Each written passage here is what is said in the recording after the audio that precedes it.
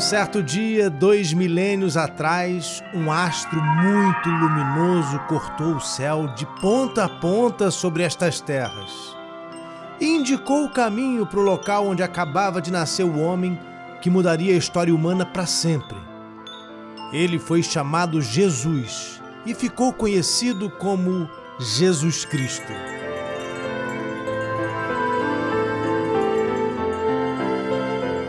Emoção muito grande poder tocar nesse lugar. Lugar onde Maria teria se apoiado no momento do parto. Esse é um dos lugares mais sagrados do mundo para os cristãos.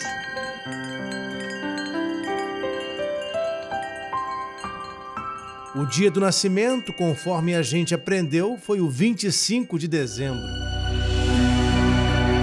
Mas por que 25 de dezembro? Será que a gente pode afirmar historicamente a data do nascimento de Jesus? Onde exatamente esse menino nasceu? Foi mesmo na cidade de Belém? Mas qual Belém? E quando exatamente? Em que ano? Que estrela foi essa que iluminou o céu da Terra Santa? Seria então o famoso cometa Halley uma identidade secreta da estrela de Belém? Prepare-se, a partir de agora, muito do que a gente sabe sobre o nascimento de Jesus vai ser examinado à luz das últimas descobertas históricas e arqueológicas.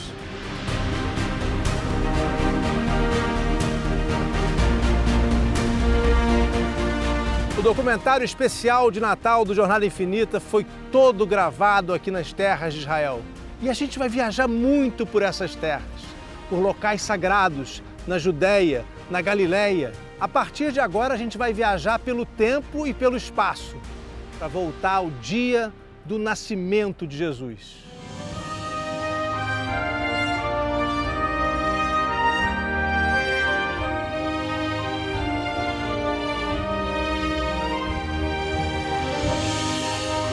Dia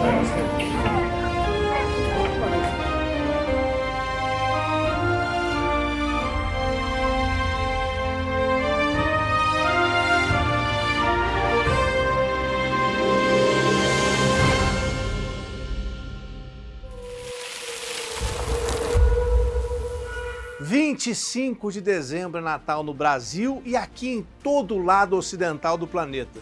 Mas não é Natal no mundo inteiro. Cristãos armênios, por exemplo, celebram Natal no dia 6 de janeiro. Os cristãos ortodoxos, como os gregos e os russos, fazem suas celebrações em 7 de janeiro. Pois é, tem uma diferença de calendário, né? Mas em que dia foi, afinal, que Maria pegou aquele menino no colo pela primeira vez? Para entender cada detalhe do Natal, no quarto e último episódio do especial Jornada Infinita, a gente vai a Belém, na Terra Santa, para conhecer o que a tradição afirma ter sido o lugar exato do nascimento de Jesus.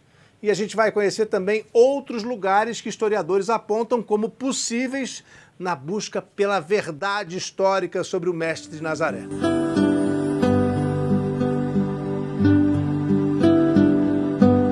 A gente aprendeu que Jesus nasceu em Belém, como diz a música Noite Feliz, certo?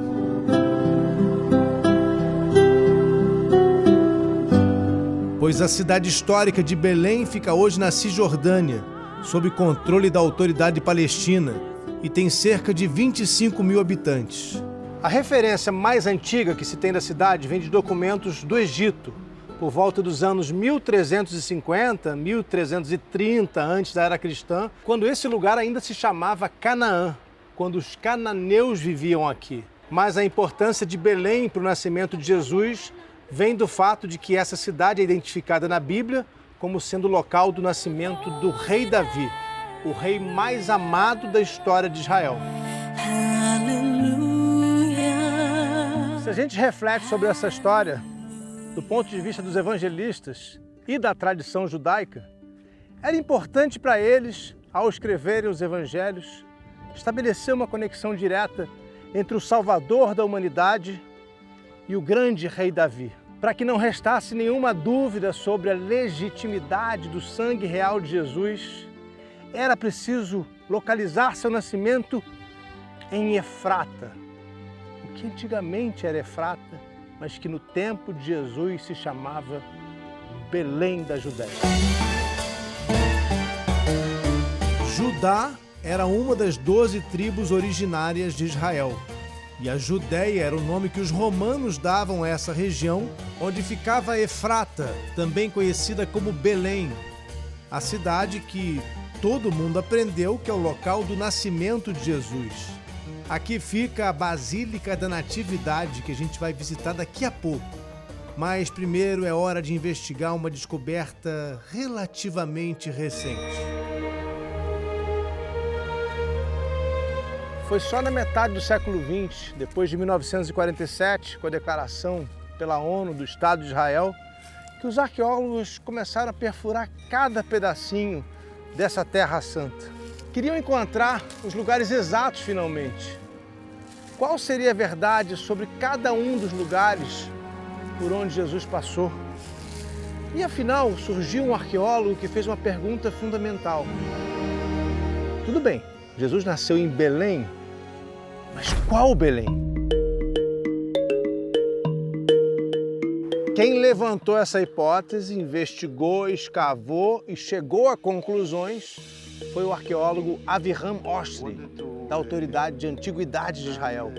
Avraham nunca se convenceu da ideia de que Maria, grávida, quase com 9 meses, talvez já com 9 meses, tivesse caminhado quase 200 quilômetros de Nazaré até a Belém da Judéia. Quando Avraham começou a revirar essas pedras antigas aqui e fazer as escavações nessa área, ele ouviu dos moradores locais que havia sim aqui uma tradição entre cristãos apontando para esse lugar aqui como sendo o lugar exato do nascimento de Jesus. Bom, a hipótese que o Avraham levantou faz muito sentido. Vamos entender? O arqueólogo Avraham afirma que a Belém verdadeira, aquela onde Jesus nasceu, é essa aqui na Galileia. E fundamenta seus argumentos com evidências concretas, como os restos de uma muralha que teria sido erguida pelo imperador romano Justiniano no século VI. Em Belém da Judéia, onde existe a Basílica da Natividade, Justiniano não ergueu nenhuma muralha de proteção. O arqueólogo Avraham encontrou também ruínas de uma grande igreja do período bizantino, construída sobre uma gruta aqui, e apontou o lugar como possível local de nascimento do menino Jesus. E o arqueólogo Avraham vai ainda mais longe, dizendo que a Belém da Judéia nem mesmo seria habitada no tempo do rei Herodes, no tempo de Jesus. E se isso for verdade, teria sido o nascimento do menino Jesus em um lugar onde ninguém vivia, numa manjedoura de um lugar praticamente deserto.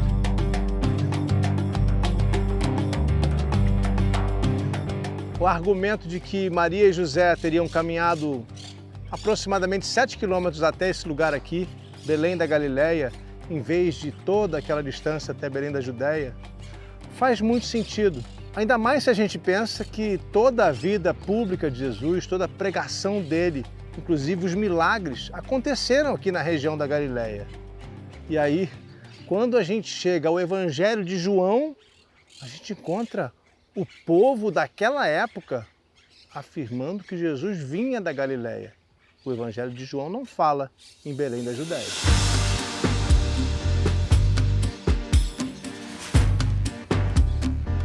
É no capítulo 7 do Evangelho de João. Então, entre a multidão, alguns ouvintes dessas palavras diziam: "Este verdadeiramente é profeta." Outros diziam: "Este é o Cristo." Mas outros ainda diziam: "Da Galileia não vem o Cristo. Não diz a Escritura que o Cristo vem da semente de Davi e de Belém, a aldeia de onde era Davi?" Deu-se uma divisão por causa dele no meio da multidão. E a divisão tem a ver também com o fato de que a multidão questiona se Jesus não nasceu em Belém da Judéia, como eles afirmam aqui no Evangelho de João, como poderá ele ser o Messias? A pergunta que vem sendo feita pelos arqueólogos pode estar enterrada em qualquer lugar aqui, embaixo dessas pedras, embaixo dessas construções. Mas a gente precisa investigar ainda uma outra possibilidade. A de que, como era comum em seu tempo, Maria e José tivessem tido o menino Jesus em casa. E isso nos faz seguir daqui direto para Nazaré. Se você quer estudar comigo, fazer todos os meus cursos e ainda uma mentoria ao vivo todos os meses pelo Zoom, vem fazer parte do Clube do Jornada.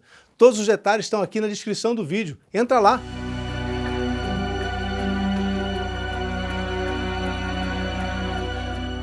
Então não seria razoável pensar, até mesmo pelas pistas que os evangelhos nos dão, que o menino Jesus pudesse ter nascido exatamente aqui em Nazaré, onde sua mãe descobriu que estava grávida, onde os evangelhos nos contam que Maria recebeu a visita do anjo Gabriel e depois de temê-lo, disse sim à missão que o destino lhe impunha? Será possível pensar que, se durante toda a vida Jesus foi conhecido como Nazareno, não era porque tinha só crescido nessa cidade, mas porque de fato tivesse nascido aqui? É importante lembrar que o Evangelho de Marcos, o primeiro a ser escrito, não faz nenhuma menção a Belém, seja ela qual for. Diz apenas que Jesus veio de Nazaré. Um dos grandes estudiosos de Jesus como um personagem histórico, o Monsenhor John P. Mayer, afirmava que Jesus tinha de fato nascido em Nazaré, entre os anos de 6 a.C. e 4 depois de Cristo. Ele aponta as mesmas contradições entre os evangelhos de Lucas e Mateus e reforça a percepção de que a narrativa da viagem a Belém da Judéia tinha um propósito puramente teológico.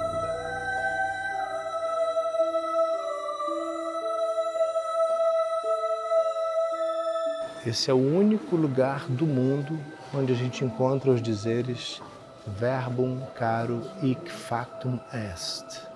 Aqui o verbo se fez carne. E isso nos leva direto ao primeiro capítulo do Evangelho de João.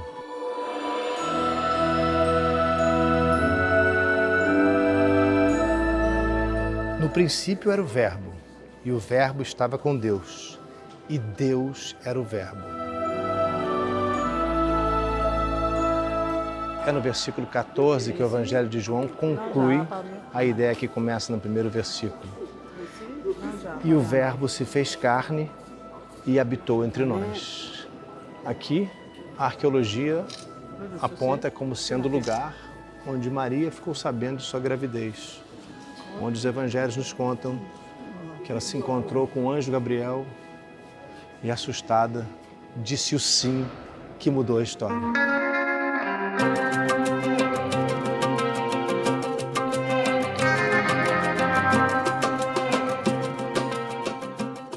E a gente chega, enfim, a Belém mais famosa, Belém da Judéia, aquela onde foi erguida a Basílica da Natividade, local aceito pela tradição como sendo o do nascimento de Jesus. Belém fica a pouquíssimos quilômetros de Jerusalém. A gente até consegue ver Jerusalém daqui.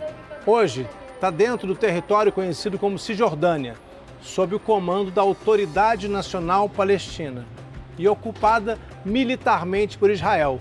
Ou seja, que em volta os soldados israelenses cuidam de cada pedaço no entorno da cidade natal de Jesus.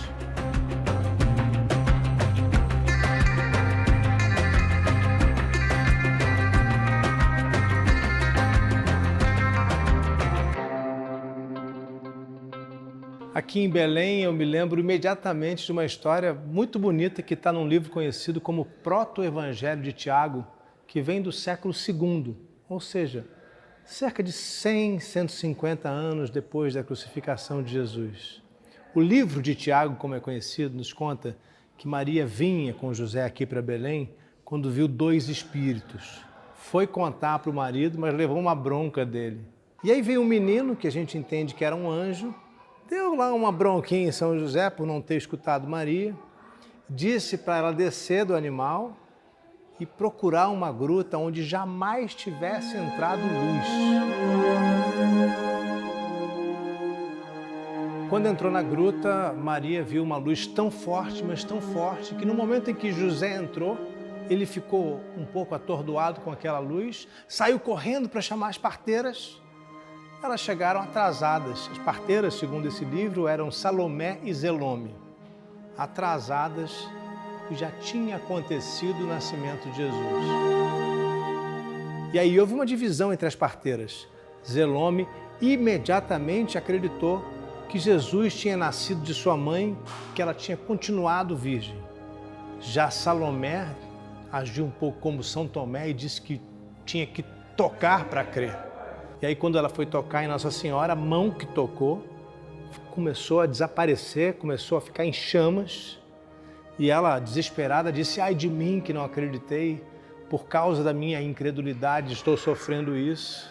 Mas a história não termina assim não. Um dos anjos que estavam na manjedoura ordenou a Salomé que ela pegasse o menino Jesus no colo. E nesse momento, bom, eu imagino que ela tenha pego com a mão que não estava queimando, quando ela pegou o menino, tudo voltou ao normal.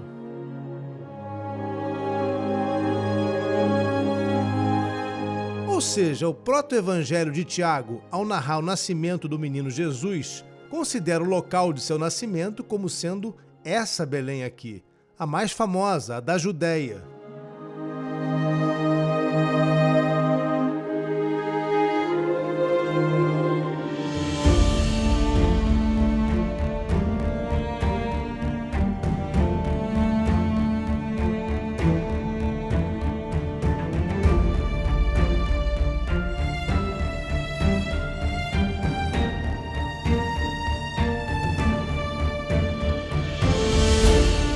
Essa capelinha aqui no Campo dos Pastores, perto da Basílica da Natividade em Belém, nos remete diretamente ao Antigo Testamento, a profecia de Isaías, capítulo 1, versículo 3.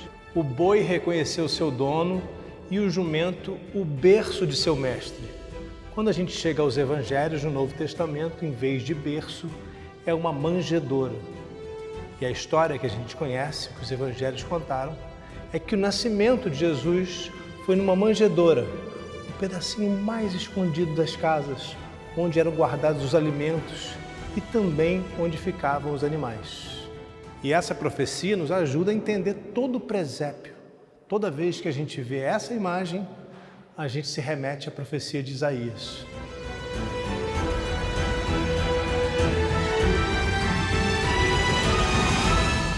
Para a gente entender como os evangelhos relataram o nascimento de Jesus, a gente precisa voltar ao capítulo 2 do Evangelho de Lucas. E aconteceu naqueles dias que saiu da parte de César Augusto, o imperador, um decreto para que todo mundo se alistasse. Este primeiro alistamento foi feito sendo Quirino presidente da Síria.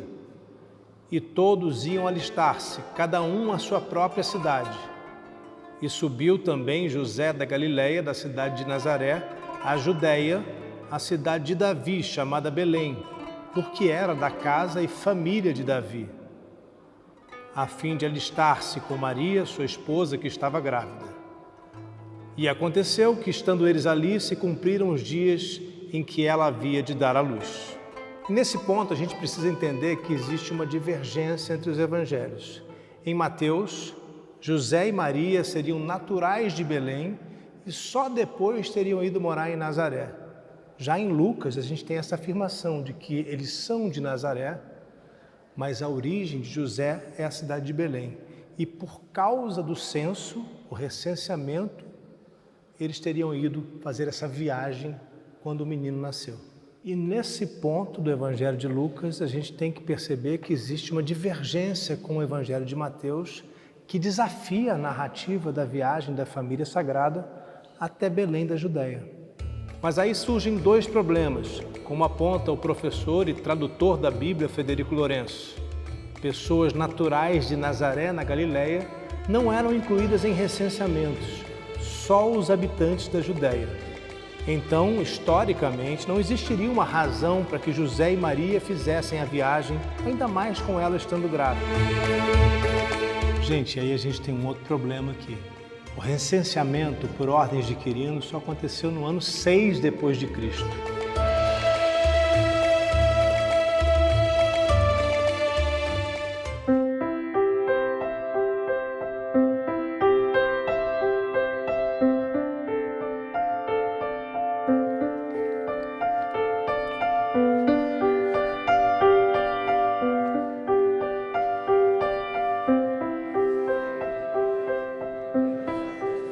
estou entrando aqui num lugar que é conhecido como a Gruta dos Pastores.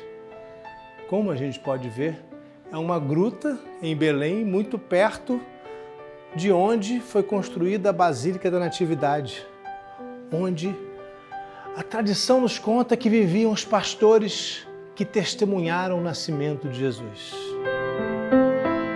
E a cada momento aqui chega um novo grupo de visitantes, pessoas de todas as partes do mundo que vêm rezar aqui dentro e também conhecer melhor a história.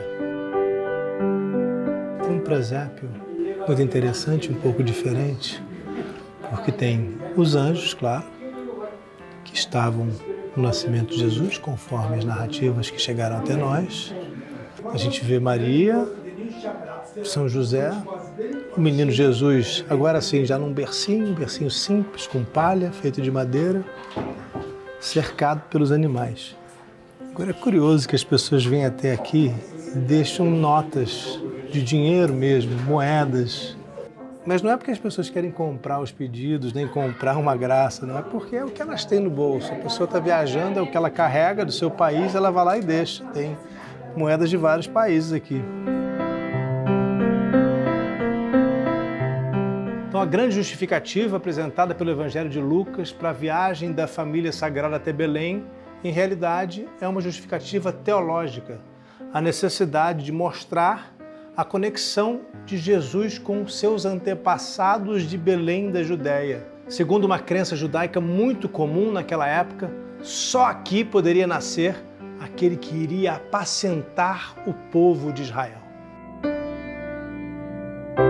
Se toda a história da viagem até Belém puder ser entendida como uma espécie de liberdade literária dos evangelhos para justificar o vínculo profético entre o rei Davi e Jesus, será possível que José e Maria nunca tenham saído de Nazaré?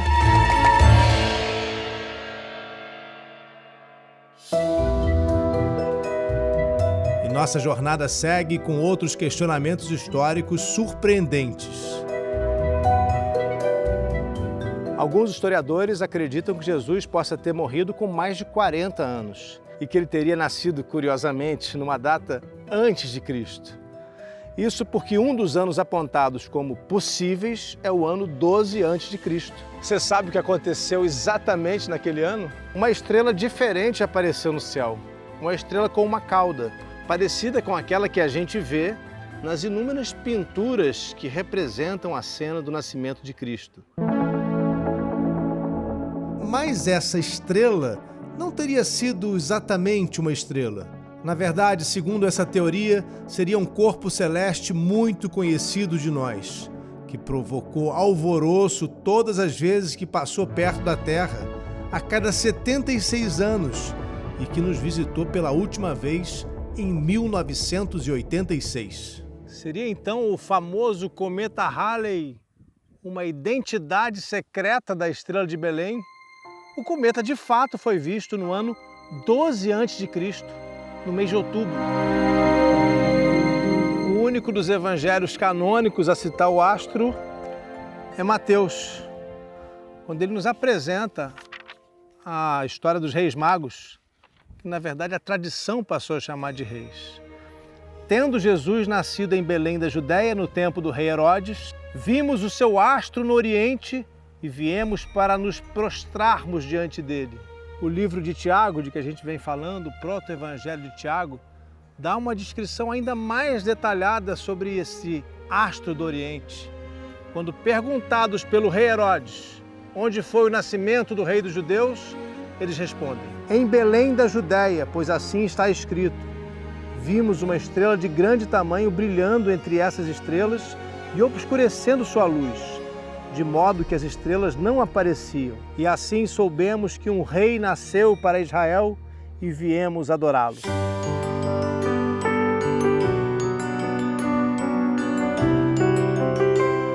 Impulsionada pela força das narrativas encontradas nos evangelhos canônicos e também nos apócrifos, a cidade de Belém da Judéia se estabeleceu logo nos primeiros séculos do cristianismo como principal destino para quem queria visitar o local de nascimento de Jesus. Mas Belém não se transformou no destino de peregrinação que é hoje da noite para o dia. Nos primeiros anos do cristianismo, assim como aconteceu com o Santo Sepulcro em Jerusalém, na tentativa de esmagar a crescente influência daquela nova religião e seus locais de culto, o imperador romano Adriano mandou erguer sobre a Gruta da Natividade um templo dedicado a Adonis, o amante de Afrodite. No entanto, a história e a tradição favorecem a cidade de Belém, muito pertinho de Jerusalém. Foi para lá que toda a peregrinação cristã começou a se direcionar, principalmente depois do século IV, quando Santa Helena veio à Terra Santa e o imperador Constantino deixou de perseguir os cristãos, abrindo caminho para uma grande expansão da fé cristã pelo Império Romano.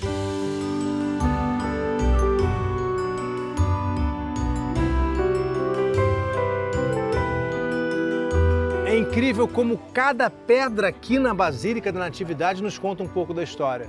Primeiro, ela foi destruída na revolta dos samaritanos e aí reconstruída no século VI por Justiniano, o imperador cristão.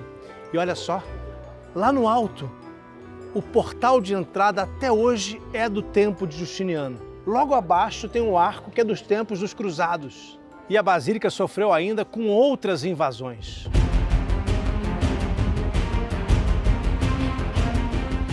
Tão perto de Jerusalém, com uma função tão importante na tradição cristã, a Basílica da Natividade passou ainda por muitos altos e baixos ao longo dos séculos.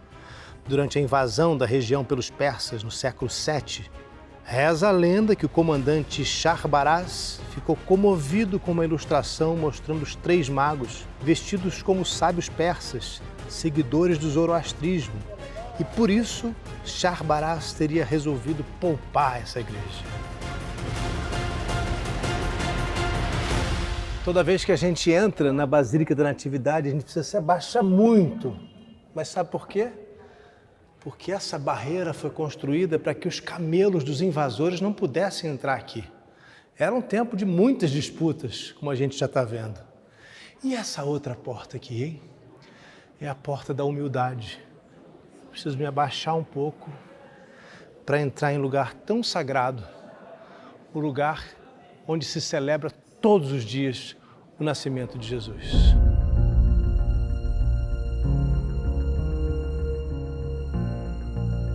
Houve um período áureo aqui em Jerusalém, para essa basílica especificamente, entre a primeira cruzada, no final do século XI, e o ano de 1131, quando reis cristãos, havia reis cristãos aqui em Jerusalém, aqui perto de Jerusalém, eles eram coroados aqui, na Basílica da Natividade. Mas nem sempre foi fácil. Durante a conquista árabe, muitos períodos de disputas, conquistas e reconquistas, a Basílica foi mudando de mãos. Algumas vezes teve partes destruídas e sempre essas disputas aconteceram aqui e foi difícil preservar esse lugar.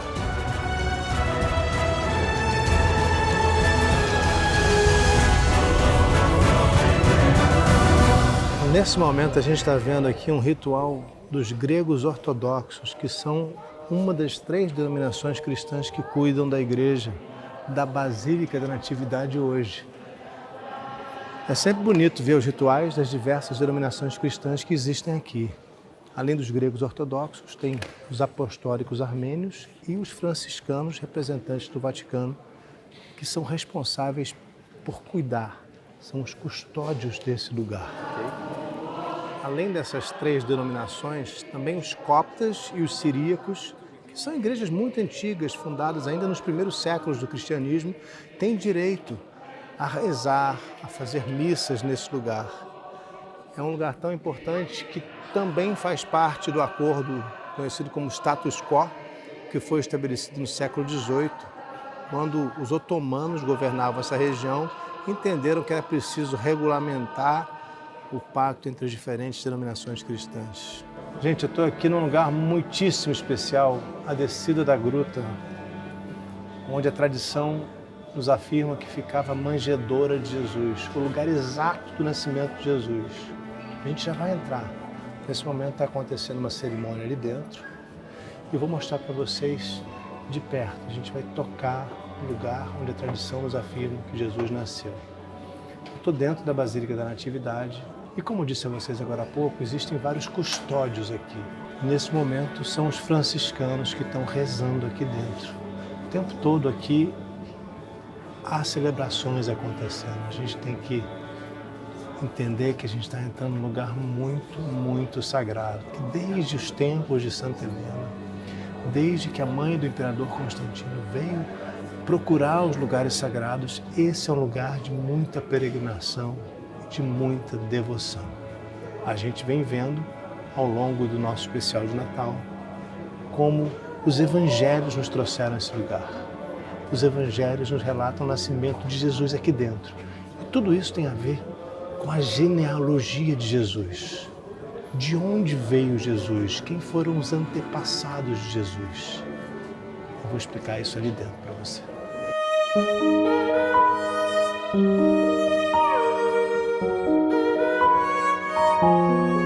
A gente vem entendendo durante esse especial como, historicamente, há discordâncias entre os historiadores, como há outras possibilidades, como, por exemplo, de que Jesus tenha nascido em Nazaré. Mas nada, gente, nada tira a força desse lugar aqui, dessa gruta da Manjedoura, para onde há 1.700 anos os peregrinos do mundo inteiro vêm, como a gente está vendo aqui, a porta lotada, as pessoas esperando para entrar, esperando para ficar pelo menos um segundo próximo do lugar onde há tanto tempo a tradição cristã afirma e acredita que foi o lugar exato do nascimento de Jesus. É muito emocionante estar aqui, é uma energia sempre muito forte. As pessoas trazem seus melhores sentimentos e querem tocar nesse lugar. Um lugar onde cristãos tocam há 1.700 anos. A gente tem que entender a força disso também. Quantos milhões de pessoas já vieram até aqui, já se ajoelharam nesse lugar, já entraram por essa entradinha que a gente está vendo aqui, que foi descoberta. Vai fazer, inclusive, aniversário agora, no ano 325, a chegada de Santa Helena. No ano 326, ela decidiu, com a permissão do imperador, com a ordem do imperador Constantino, pela construção de um santuário aqui, no lugar que a tradição cristã apontava como sendo o lugar da Manjedoura.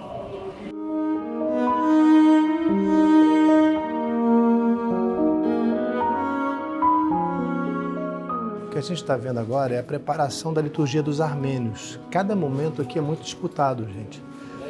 Cada denominação cristã tem um tempo determinado para ficar aqui dentro. E agora os armênios estão se organizando para fazer uma missa aqui dentro. A reza de domingo, a gente veio no domingo. Olha, é uma emoção muito grande poder tocar nesse lugar. A gente está vendo essa estrela com as 14 gerações de Jesus, 3 vezes 14 gerações, de Abraão até Jesus. E aqui a gente toca o lugar onde Maria teria se apoiado no momento do parto. Esse é um dos lugares mais sagrados do mundo para os cristãos. Eu me sinto muito conectado com todos os que vieram aqui ao longo desses muitos e muitos séculos.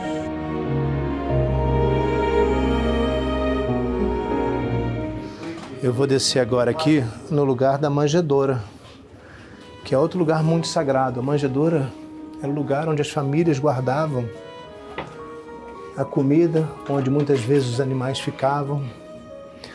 E como a gente sabe, não havendo lugar na casa, que talvez fosse uma hospedaria, Jesus nasceu numa manjedoura.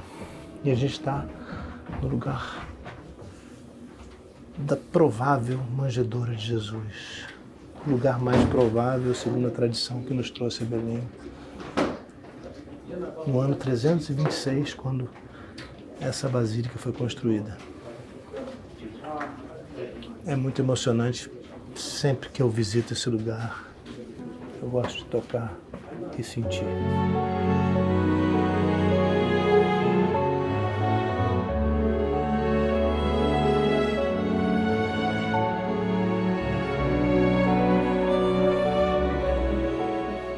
Existe uma devoção razoavelmente recente que traz os fiéis até esse ícone ortodoxo grego, feito por um artista aqui de Belém, um artista cristão de Belém, no século XVII. O que é mais interessante aqui é que é uma das raras imagens em que a gente vê Nossa Senhora sorrindo. Quando a gente vai a Jerusalém, normalmente as imagens de Maria são de sofrimento, onde Jesus viveu seus últimos dias, a perseguição, as inquisições que fizeram com ele, a crucificação. Aqui não. A mãe sorrindo com o menino no colo. E muita gente traz para cá lembranças, agradecimento e alguns ex-votos também na forma de medalhinhas de prata. Por exemplo, uma perna, um agradecimento. Provavelmente alguém que recuperou os movimentos da perna. Diversos sinais de graças obtidas, atribuídas a esse ícone sagrado que fica bem na entrada da manjedoura.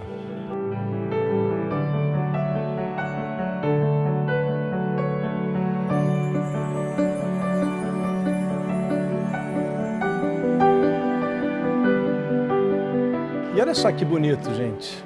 Próxima vez que você fizer a sua decoração de Natal, lembre-se de que aqui na Basílica da Natividade, local que celebra o nascimento de Jesus, onde está a manjedoura, todo ele foi decorado com bolas de Natal. Olha só que beleza. Aqui é Natal o ano inteiro. Todos os dias se celebra o nascimento de Jesus.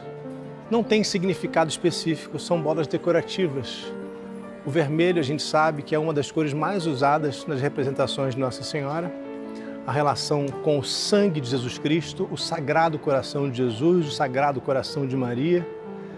E foi o vermelho escolhido para ornamentar essa basílica. Olha que bonito aqui também. A gente sempre coloca, né, nas árvores de Natal. É um outro tipo de ornamento típico das árvores de Natal que a gente coloca, né? Também aqui bem no altar, bem na entrada do altar da Basílica da Natividade, onde acontece a mais importante celebração todos os dias do nascimento de Jesus. Que tem uma das joias dessa igreja que nos mostra a antiguidade dela. Um mosaico do século IV, da época bizantina, do século em que essa basílica foi construída, quando Santa Helena veio pela primeira vez até aqui buscar as relíquias sagradas associadas a Jesus e a Maria.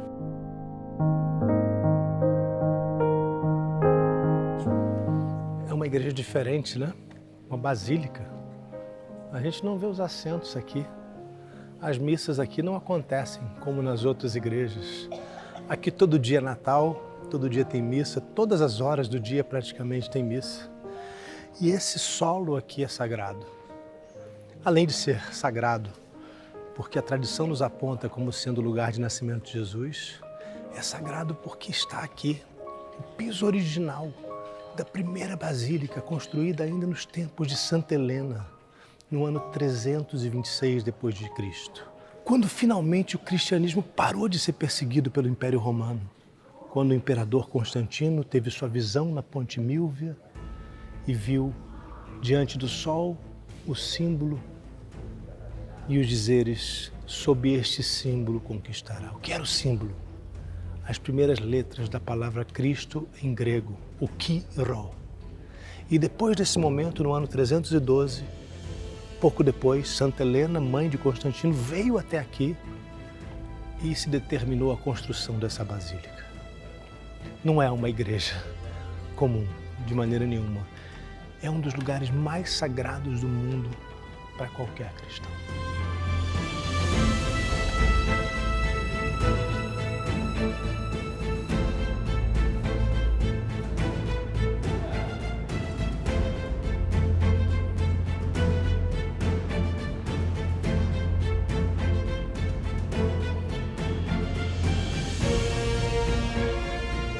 Esses mosaicos já são mais recentes.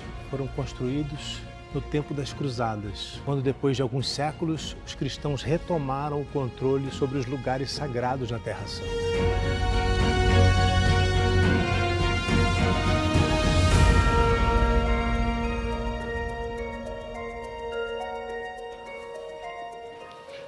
A gente está entrando na seção católica da igreja. onde ficam os freios franciscanos.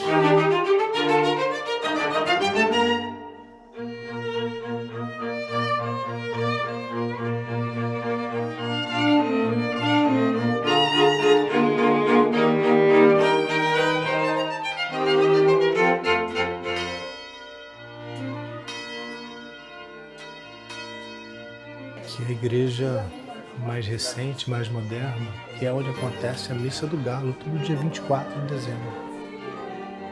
Uma das missas mais importantes, se não a mais importante do ano.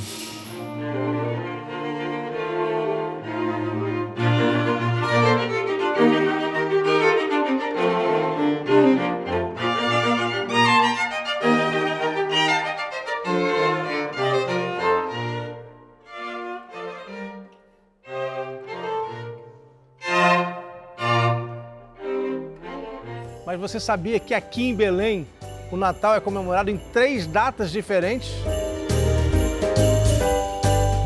O Natal que a gente comemora, no 25 de dezembro, é do calendário gregoriano e tem uma relação com o começo da devoção dentro do Império Romano, porque até então, na maior parte do mundo cristão, o Natal era comemorado no dia 6 de janeiro, o dia que para nós hoje é o dia dos Reis Magos.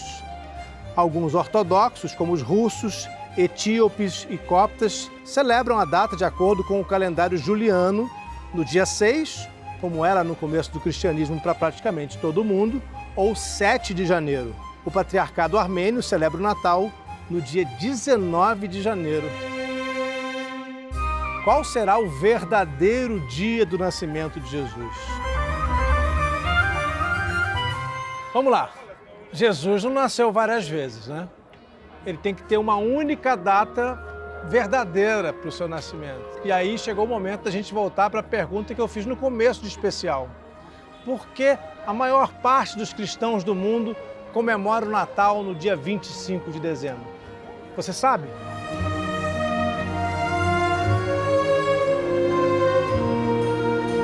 A gente precisa entender que já a partir do século II, ou seja, algumas décadas depois da crucificação de Jesus, existia um imenso interesse em se descobrir a data exata do nascimento de Jesus. Mas é só num texto romano do século IV, quando vai se falar das datas de mortes de mártires cristãos, é que esse dia aparece pela primeira vez. A partir daí o que a gente tem são 2 teorias, uma mais popular e outra bem mais antiga. Vamos começar pela mais antiga? Ela segue o princípio de que as datas da morte e da concepção de Jesus estariam ligadas.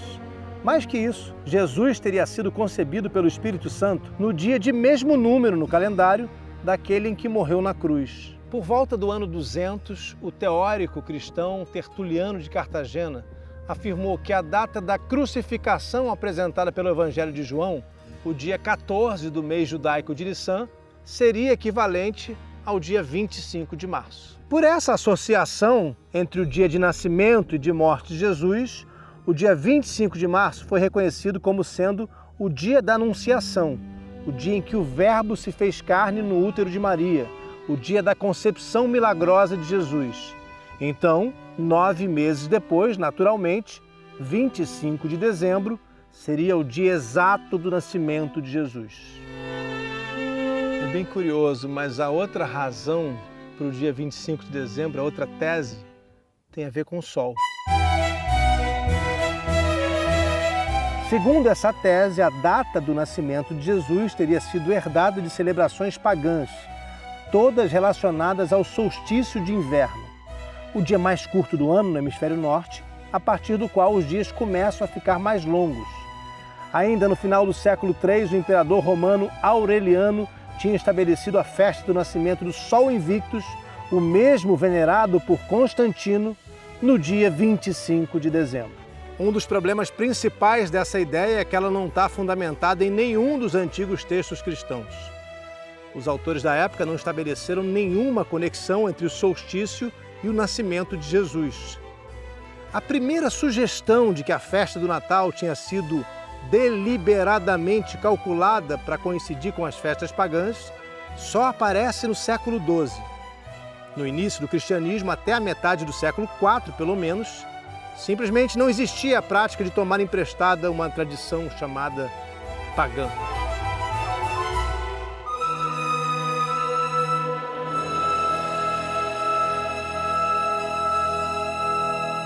No fim das contas, não dá para a gente dizer com absoluta certeza por que razão o dia 25 acabou se firmando como a data mais frequente para celebrar o nascimento de Jesus. É possível que a tradição tenha pego carona em celebrações mais antigas, de outras culturas, assim como também é possível que ela tenha derivado da noção judaica de que grandes acontecimentos podem e devem ocorrer no mesmo momento do ano. A concepção e a morte de Jesus, por exemplo. Seja qual for a razão para a escolha do 25 de dezembro, seja qual for o dia que de fato ele nasceu, o que importa realmente é que nesse dia nós estamos celebrando o nascimento do homem que mudou a nossa história para sempre.